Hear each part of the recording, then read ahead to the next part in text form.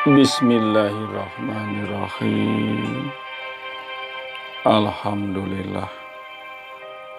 Marilah kita sejenak merenungkan sebuah kisah nyata yang terjadi kepada proklamator Republik Indonesia, yaitu Insinyur Soekarno, atau lebih sering dipanggil dengan Bung Karno.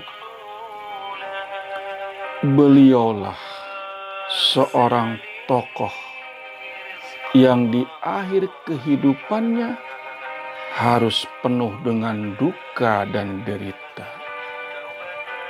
Karena Bung Karno oleh Presiden Soeharto ditempatkan di sebuah Wisma Yaso.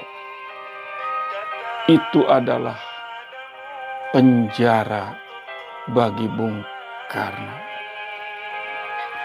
Bung Karno berada di tempat itu sebagai tahanan kota, karena sejak angkat kaki dari Istana Negara pada bulan Mei 1967, maka sejak itulah kekuasaan Bung Karno tidak ada lagi.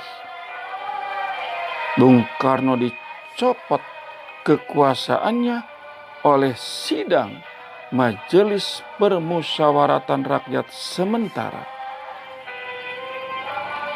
Sungguh keadaan yang di luar dugaan kita, bahwa ternyata Wisma Yaso yang ditempati oleh Bung Karno sungguh tidak layak.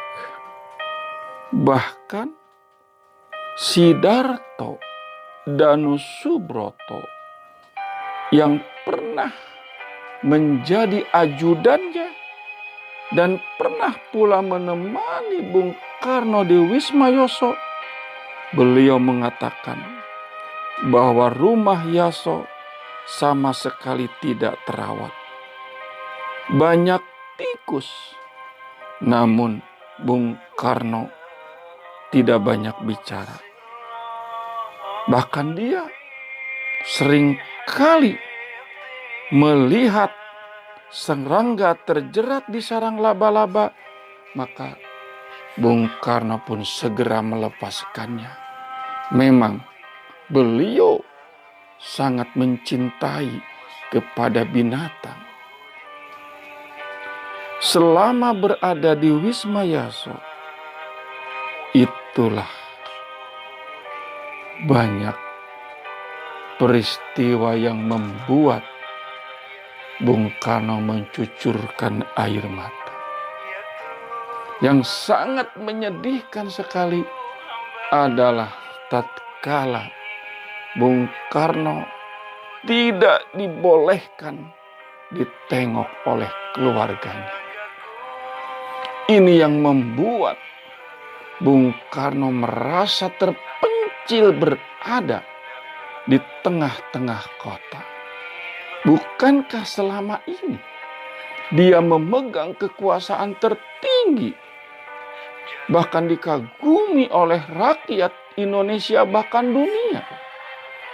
Namun setelah berada di Wisma Yaso, maka kebebasan pun terbatas, dihalangi oleh tembok-tembok yang membuat Bung Karno semakin pedih, duka di atas luka. Itulah Bung Karno harus merasakan betapa pahitnya ia diperlakukan oleh pemerintahan Orde Baru di bawah Presiden Soeharto. Bahkan seringkali pula Bung Karno mempertanyakan mengapa Soeharto menahan dirinya, tidak bebas dan tidak bisa melakukan aktivitas yang lainnya di luar Wisma Yaso. Inilah kepedihan yang terus dirasakan oleh Soekarno. Bahkan ini pula yang membuat penyakit Soekarno semakin menjadi-jadi. Pedih memang. Soekarno harus berada di Wisma Yaso sebagai tahanan kota.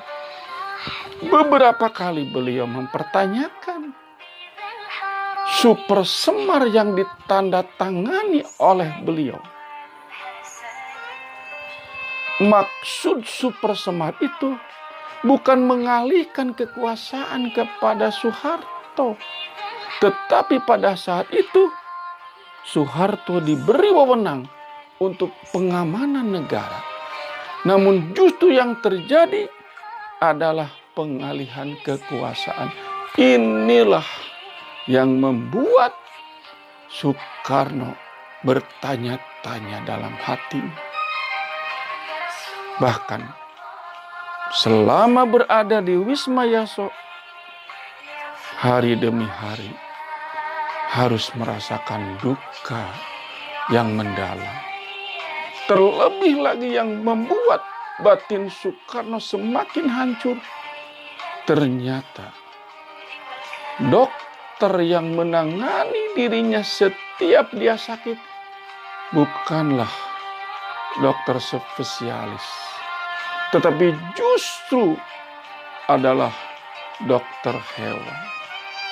Inilah yang membuat Soekarno semakin luka hatinya, semakin pedih batinnya. Apalagi yang membuat dia hancur tatkala keluarganya dilarang untuk menengok kepada dirinya. Maka sehari-harinya dia hanya bisa diam berada di Wisma Yaso dengan pikiran-pikiran yang berkecamuk, dengan hati yang penuh kerinduan kepada para sahabatnya, terutama lagi kepada istrinya dan anak-anaknya. Beberapa lamanya dia harus menahan kerinduan itu. Waktu berjalan pun seakan lama dirasakan oleh Bung Karno. Akhirnya beliau pun jatuh sakit. Semakin hari sakitnya pun semakin tidak dapat lagi diobati. Namun yang membuat terharu pada saat itu, Soekarno masih sempat menulis sepucuk surat yang ditujukan kepada seorang ulama yang pernah dia penjarakan selama 2 tahun 4 bulan. Apa yang ditulis oleh Bung Karno sebelum dia menghembuskan napas terakhir? Soekarno menulis sepucuk surat. Beliau ingin nanti saat jenazahnya disolatkan oleh ulama besar, yaitu Buya Hamka. Surat itu dia titipkan kepada salah seorang rekan, ya, untuk disampaikan kepada Buya Hamka yang pernah dia penjarakan, yang pernah dia sakiti. Inilah detik-detik yang membuat Soekarno pun menyadari selama berada di Wisma Yaso, dia sebagai tahanan kota banyak merenungkan tentang perjalanan hidup. Akhirnya, tepat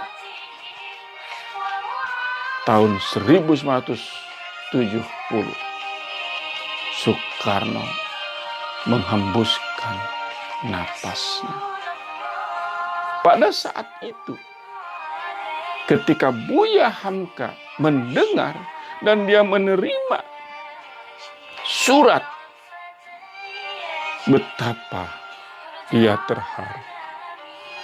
Meskipun Bung Karno pernah menyakiti dirinya, meskipun Bung Karno pernah menghancurkan karirnya, tetapi ketika mendengar proklamator itu meninggal dunia, maka bergegaslah Buya Hamka ingin bertemu dengan jenazah Bung Karno, dan dia teringat benar-benar amanatnya dalam surat itu ingin disolatkan olehnya.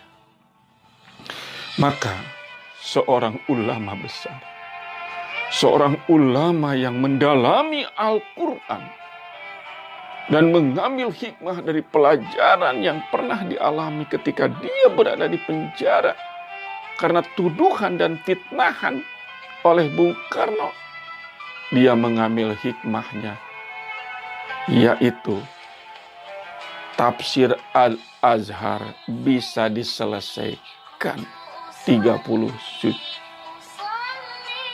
Maka itulah ketika berada di depan jenazah Bung Karno, saat itulah Buya Hamka dengan terharu, dengan suara serak-serak basah, beliau berkata kepada jenazah Soekarno dengan kata-kata yang membuat para hadirin yang hadir di situ terharu. Karena yang dikatakan oleh Buya Hamka adalah ucapan yang begitu indah. Beliau mengatakan, "Wahai Bung Karno, hari ini aku telah memaafkan engkau. Meskipun engkau dulu pernah menyakiti aku, pernah menderita keluargaku, karena engkau memenjarakan aku selama 2 tahun 4 bulan. Sungguh aku menderita saat berada di penjara, terlebih anak-anak dan istriku membuat sakit hati. Namun itu adalah masa lalu. Hari ini wahai Bung Karno, aku telah memaafkan. Tidak ada lagi di antara kita permusuhan. Aku telah memaafkanmu. Aku mendoakanmu agar engkau diampuni dosa-dosanya oleh Allah. Engkau dimaafkan oleh Allah." Itulah pemirsa yang disampaikan oleh Buya Hamka sesaat ketika beliau akan menyolatkan jenazah Bung Karno. Inilah sejarah yang terjadi di negara kita. Seorang ulama memiliki pribadi yang sangat mulia, kendati pun disakiti, dikhianati, bahkan dipenjarakan. Namun di akhir kehidupan seorang yang pernah menyakiti, dia telah memaafkan. Sungguh mulia. Semoga kedua tokoh ini oleh Allah mendapat ampunan dan ditempatkan di tempat yang sebaik-baiknya oleh Allah Subhanahu wa Ta'ala. Allahumma gfir lahum warhamhum wa'afihim wa'fu anhum wa akrim nuzulahum. Semoga peristiwa nyata ini menjadi pelajaran berharga bagi kita. Amin ya rabbal alamin.